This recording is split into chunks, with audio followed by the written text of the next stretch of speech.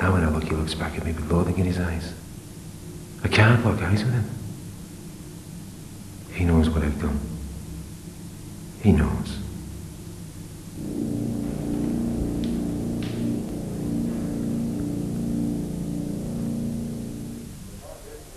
You know we're the only species on this planet that lies.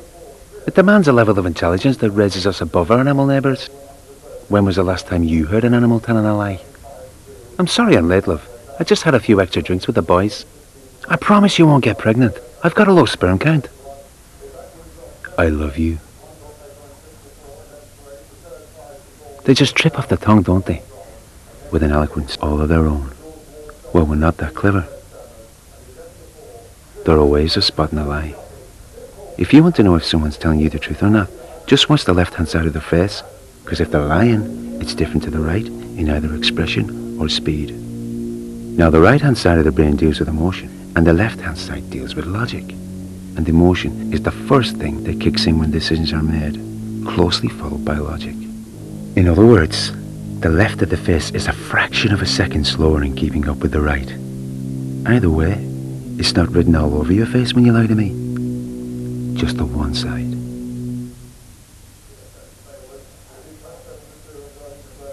I wish it was always that simple. We're human. We trust people sometimes. I can see him now. I can fucking hear him. Sorry, Frank. I'll have your money by Saturday. 6 grand. Now, I've known Jack Chad a long time. He used to do the odd job for me. He was a good lad. And Saturday was ideal. I had a game on, and I knew I was going to need that money. Well, if he'd have paid me that money Saturday, none of this would have happened. If I had my way, differences would be settled across the card table. There'd be no wars. Strip away these governments, weapons and armies, and sit the leaders down. Put them in the line of fire. Because make no mistake, when you're sitting in a real card game, your elbows are leaning in pools of blood. Anyway, this particular game was a touch different from the others. The regulars were there. The losers, the ones who started with that air of confidence. This is going to be my night. I give them a couple of wins and I bleed them slowly. But this night, Jimmy Teeny was playing. Jimmy's another entrepreneur who plays by my rules. Running his own little finance business on the other side of town. A bit of a contender from what I hear. Always on the lookout for new opportunities. I don't mind that. Keeps me on my toes. I was looking forward to the game. This was my chance to rattle the fella. Give him a taste of Frank Morgan. So we're in the game, and I'm expecting the 6 grand off Tyler on top of the 8 grand I've got in my pocket. More than enough to clean Teeny out. Only problem is, Tyler hasn't delivered my money. So I send one of the boys to go find the little shit. I had a feeling it was going to be one of those nights. My instincts were telling me to get the hell out, but Teeny was there.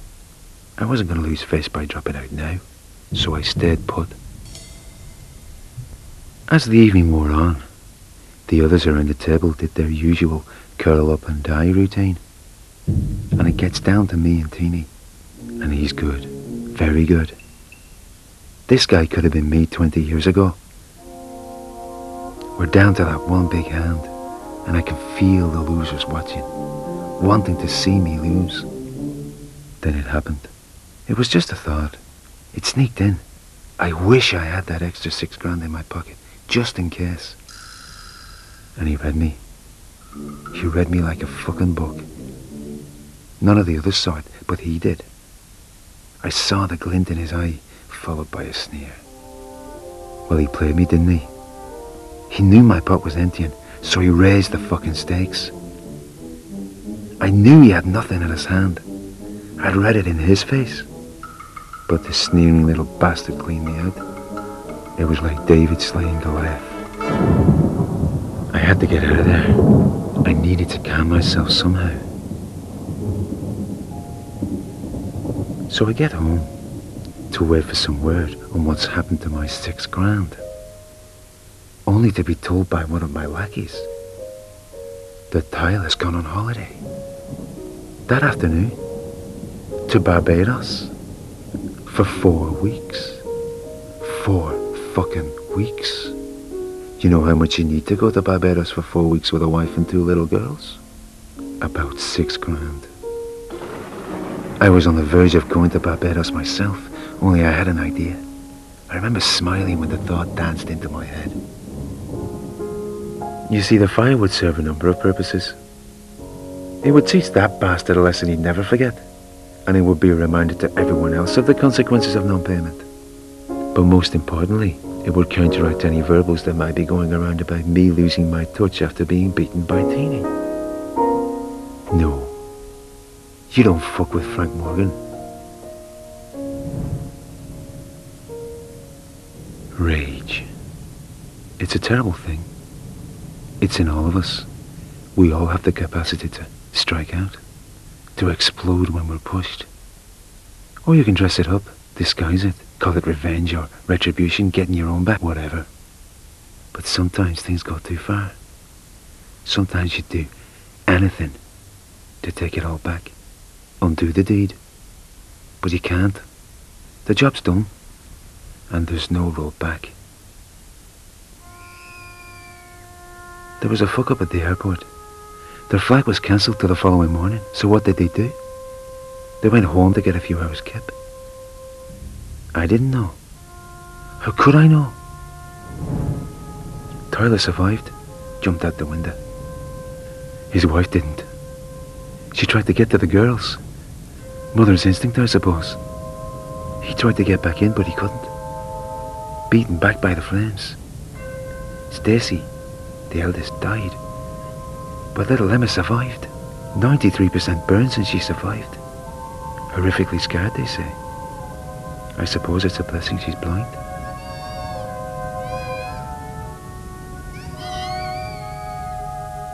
I drove by the house the other day. Had to. I was drawn there. Wish I hadn't now. It wasn't the burned out shell that got to me. No, it was the sea of teddy bears. Teddy bears? Am I having fucking nightmares about teddy bears? Ironic, isn't it? Frank Morgan's scared of teddy bears.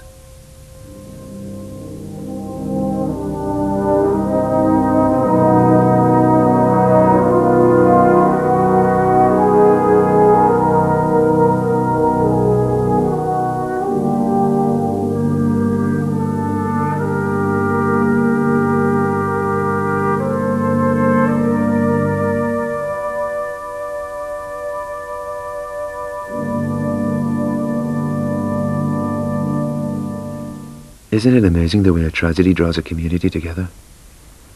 They line the streets for the funerals. Schools close for the day. I hear from my boys, well, what's left of them, that Jimmy Teeny visited the kid. Made a generous contribution to the fund. Shrewd move. Good business move. The collections. They're still having them. I want to run when that collection bucket is dangled in front of me. But I don't. I hold on. I feel them all looking at me as I drop my 20 into that bucket. They all look away when I look around, though. Well, nearly all of them. I hear he wants to kill me. I'm already dead. Or pretty close to it. I die every time I see him in the mirror.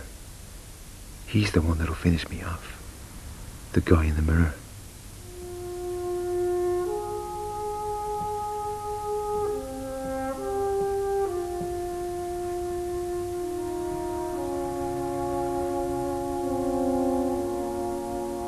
Let them come. Let them all fucking come. I'm Frank Morgan.